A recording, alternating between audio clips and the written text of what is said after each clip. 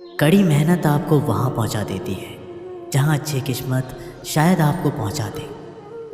निंदा से घबराकर अपने लक्ष्य को ना छोड़ें, क्योंकि लक्ष्य मिलते ही निंदा करने वालों की राय बदल जाती है। ना कभी भागो और ना ही कभी रुके, बस हमेशा चलते रहे। यही एक विद्यार्थी का सफलता का मूल मंत्र है। एक विद्यार्थी जीवन में छोटी छोटी आदतें हमारे जीवन में बड़ा फर्क पैदा कर देती है। जब तक तुम दौड़ने का साहस नहीं जुटाओगे, तब तक तुम्हारे लिए प्रतिस्पर्धा में जीतना सदा असंभव बना रहेगा। जिस दिन एक सिग्नेचर ऑटोग्राफ में बदल जाए, तब मान लीजिए कि आप कामयाब हो गए। समय सीमित है, इसलिए इसे किसी और की ज़िंदगी जीकर व्यर्थ मत करो। एक हमारा भविष्य हमारे वर्तमान पर निर्भर होता है, इसलिए अपने लक्ष्य पर काम करो। विद्यार्थी को अपने विद्यार्थी काल में अपनी शिक्षा के अलावा भी कुछ नया नया सीखते रहना चाहिए, जिससे वह औरों से बहुत बेहतर बन सके। आप में शुरू करने की हिम्मत है तो आप में सफल होने के लिए भी हिम्मत है। सच्चाई वह दिया है जिसे अगर पहाड़ की चोटी पर भी रख दो तो बेशक रोशनी कम करे, पर दिखाई बहुत दूर से भी देता है। समस्या को पहली बार में सामना करने से मत डरो, क्योंकि सफल गणित भी ज़ीरो से शुरू हुआ था। आपकी मेहनत आपको कभी निराश नहीं करेगी। जो स्कूल का दरवाज़ा खोलता है वो जुर्म का दरवाज़ा बंद कर देता है। ये एक विद्यार्थी के जीवन की कड़वी सच्चाई है कि आजकल परीक्षा के परिणाम में विद्यार्थी कितने भी नंबर ला दे, तब भी उसका परिवार कभी खुश नहीं होता। इसलिए नंबर के बदले सीखने पर ज़्यादा ध्यान दें। एक परीक्षा कभी कठिन या आसान नहीं होती। जिस विद्यार्थी ने अच्छी मेहनत की हो, उसके लिए परीक्षा आसान होती है, और जिसने परीक्षा के लिए कोई मेहनत नहीं की हो, उसके लिए परीक्षा बहुत कठिन होती है। परीक्षा के समय डर सबको लगता है, पर फेल वही होता है जो पढ़ाई नहीं करते। जिज्ञासा एक ऐसी चमत्कारिक चीज़ है जिसे जितना चाहो उतना ज्ञान बिना किसी आलस और कोई भी थकान के पा सकते। विद्यार्थी को हमेशा जल्दी उठना चाहिए, क्योंकि जल्दी उठने से वह इतना सारा टाइम बचा देगा जिससे वह अपने प्रतिस्पर्धा को बहुत ही आसानी से हरा देगा। सफल और असफल विद्यार्थी में एक ही फ़र्क होता है। एक सफल विद्यार्थी शिक्षा के अलावा किसी और चीज़ पर ध्यान नहीं देता, जबकि असफल विद्यार्थी शिक्षा के अलावा सब पर ध्यान देता है। अगर आप अपने रूम में सबसे होशियार विद्यार्थी हैं तो आप गलत रूम में हैं। एक विद्यार्थी को हमेशा ये ध्यान में रखना चाहिए कि विद्यार्थी जीवन आराम का नहीं, पर मेहनत से विद्या प्राप्त करने का समय है।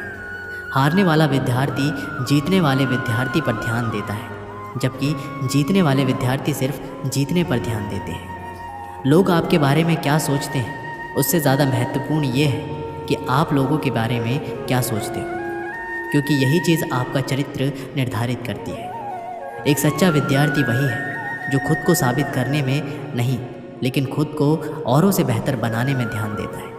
अगर आपके सपने आपको नहीं डरा रहे हैं, आपको नहीं सोने दे रहे हैं, आपको खाने नहीं दे रहे हैं, तो आपके सपने सही में बड़े सपने हैं। पर ऐसा कुछ भी नहीं हो रहा है तो मान लीजिए वह बड़े सपने नहीं हैं। अपने अंदर सीखने का जुनून विकसित कीजिए। अगर आपने ये कर दिया तो आपको आगे बढ़ने से कोई भी नहीं रोक पाएगा। मूर्ख व्यक्ति को देने के लिए श्रेष्ठ प्रतिक्रिया मौन ही है।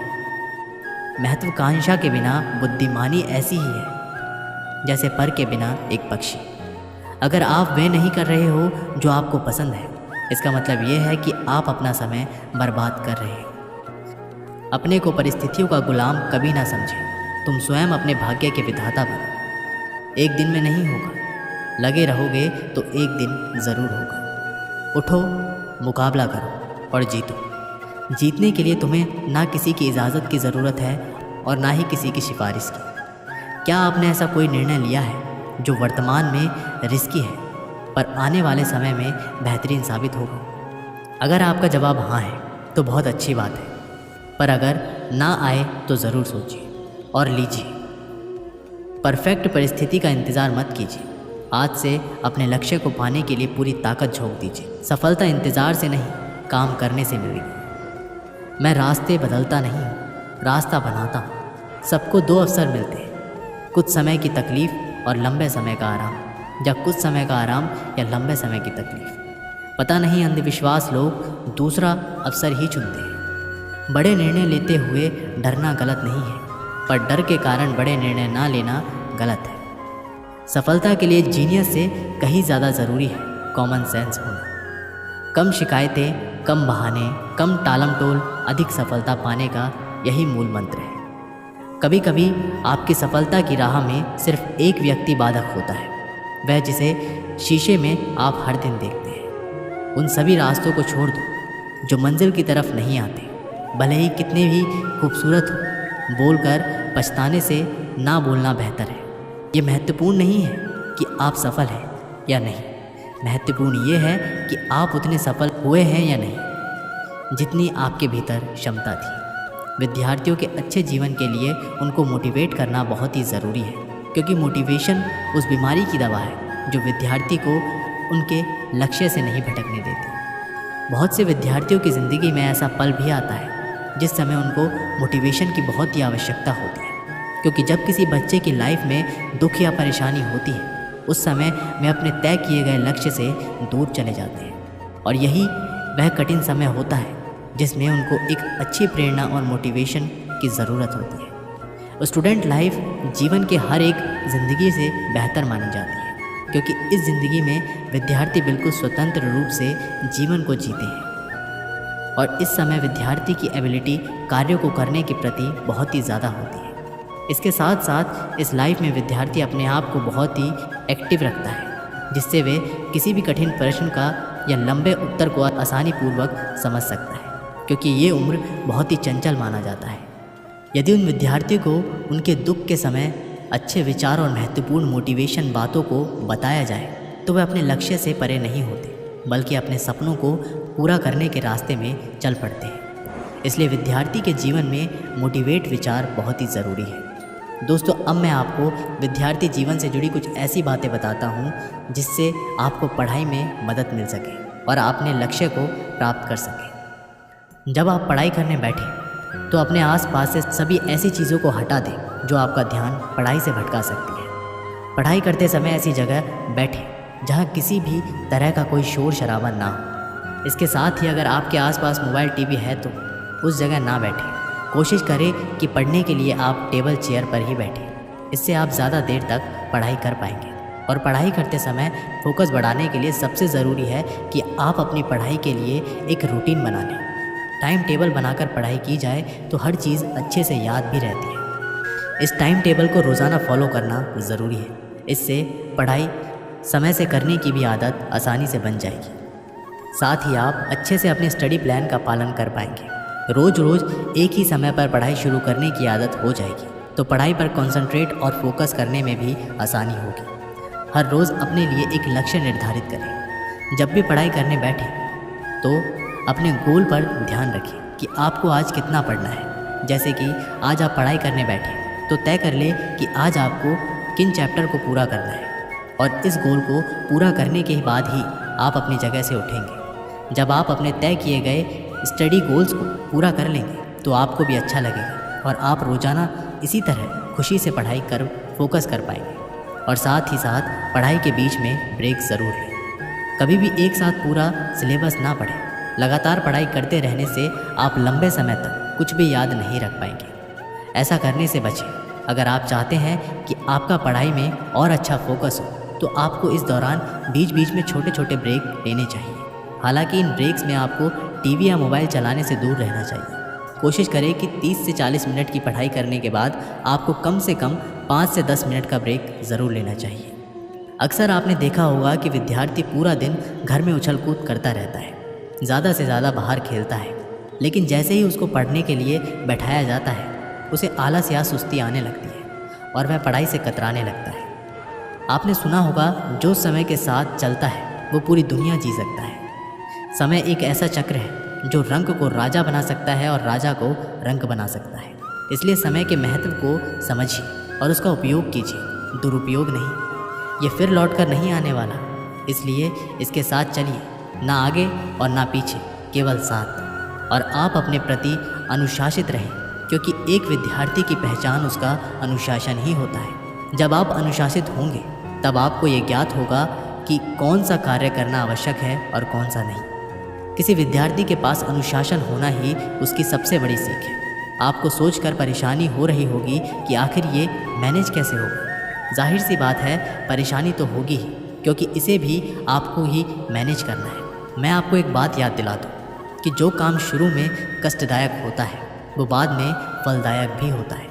इसलिए परेशानियों से घबराएं नहीं, आगे बढ़ें और उसका सामना करें। सोने के लिए भी समय निर्धारित करें। प्रत्येक विद्यार्थी को कम से कम 6 से 7 घंटे तक सोना चाहिए। इससे शरीर पहले की तुलना में ज़्यादा सक्रिय रहता है, जिससे विद्यार्थी के स्मरण शक्ति में वृद्धि होती है, जो पढ़ाई के दौरान ज़्यादा फायदेमंद होता है।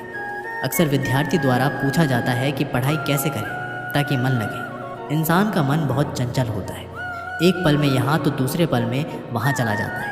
इसलिए हमें पढ़ाई करते समय इस बात का ध्यान रखना चाहिए कि नेगेटिव थिंकिंग और ऐसी किसी भी तरह की बात हमारे मस्तिष्क में ना आए जिससे हमारा मन डाइवर्ट हो। मन को काबू में करना बहुत बड़ा काम होता है, पर ये जो संभव कर लेता है वो अपनी सफलता से कभी नहीं चूकता है। इसलिए कोशिश करें मन को विभाजित करने वाली यादों से दूर रहें। ऐसा हर विद्यार्थी के साथ होता है। जब वह पढ़ने बैठता है तो उसके मन में कई प्रकार के विचार, तथ्य और उनके द्वारा बुने गए इमेजेस उनके सामने आने लगते हैं और वो धीरे धीरे उनमें खोने लगते हैं, जिससे उनका ध्यान पढ़ाई से हट जाता है। पढ़ते कुछ है और दिखाई कुछ और देता है। इसका मुख्य 2 वजह होती है। पहला, उसको उस समय पढ़ने में रुचि नहीं है, और दूसरा, आप बहुत चिंतित हो। कोशिश करें तनाव से दूर रहने की। दोस्तों के साथ अपना ज़्यादा टाइम स्पेंड करना पढ़ाई में मन नहीं लगने की सबसे बड़ी वजह बन जाती है। वो इसलिए कि दोस्तों के साथ समय का पता नहीं चलता, जिससे आपकी पढ़ाई का समय निकल जाता है, जो आपको बाद में चिंतन करने पर मजबूर कर देता है। जैसे आज तो पढ़ाई करने का समय निकल गया, क्या करूं आदि। इसलिए समय उतना ही दोस्तों के साथ बिताइए जितना सीमित हो, और बाकी समय अपनी पढ़ाई पर ध्यान दें। सिर्फ सोच इतनी शक्तिशाली होती है जो सही और गलत में भेद कर सकती है, जो व्यक्ति को ऊपर उठा सकती है और नीचे गिरा सकती है। संसार की सबसे महंगी पुस्तक, सबसे बड़ा प्रेरक और मूल्यवान विचार आपके अंदर 1% का भी परिवर्तन नहीं ला सकते, यदि आप बदलना ना चाहें तो। जो जानते नहीं इसलिए नहीं कर पाते, वह ज्ञानी है। जो सब कुछ जानते हैं फिर भी अमल नहीं करते, वे मूर्ख हैं। सफलता मुझे घमंड में चूर ना करे और असफलता से मुझ में ही भावना ना भरे। मैं ऐसी श्रेष्ठता पाना चाहता हूँ। कोई आपकी तभी मदद कर सकता है जब आप स्वयं अपनी मदद करना चाहते हैं। यदि हर सुबह नींद खुलते किसी लक्ष्य को लेकर आप उत्साहित नहीं हैं, तो आप जी नहीं रहे हैं, ज़िंदगी सिर्फ काट रहे हैं। दूसरों की मदद करते हुए यदि दिल में खुशी हो तो वही सेवा है, बाकी सब दिखावा है। आपके जीवन में कुछ ऐसी नियम ज़रूर होने चाहिए जिनसे आप किसी भी कीमत पर समझौता नहीं करेंगे। किसी भी व्यक्ति को ज़्यादा सुधारना चाहोगे, वो आपका दुश्मन हो जाएगा। यदि जीवन में लोकप्रिय हो तो सबसे ज़्यादा आप शब्द का, उसके बाद हम शब्द का और सबसे कम मैं शब्द का उपयोग करना चाहिए। आपके पास एक ही जीवन है, इसे आप यूं ही बहाने बनाकर गुजार दें या संघर्ष करके उपलब्धियां हासिल करें और अपने जन्म को सार्थक करें। यही चुनाव आपका है। तब तक काम करो जब तक लक्ष्य हासिल ना हो। आज दुनिया में लोग परिस्थिति बदलने में लगे हैं, पर जब आपने मन स्थिति बदल दी तब परिस्थिति अपने आप बदल जाएगी। इस दुनिया में आप ही हो जो आपके जीवन को बदल सकते हैं। आप तभी सफलता को पाओगे अगर आपके सपने बहानों से बड़े हो जाएं। आप अपनी सफलता की आदतों से सफलता को हासिल कर सकते हैं। सफल होने के लिए लोगों का इंतज़ार मत कीजिए, क्योंकि लोगों के पास आपके लिए समय नहीं है।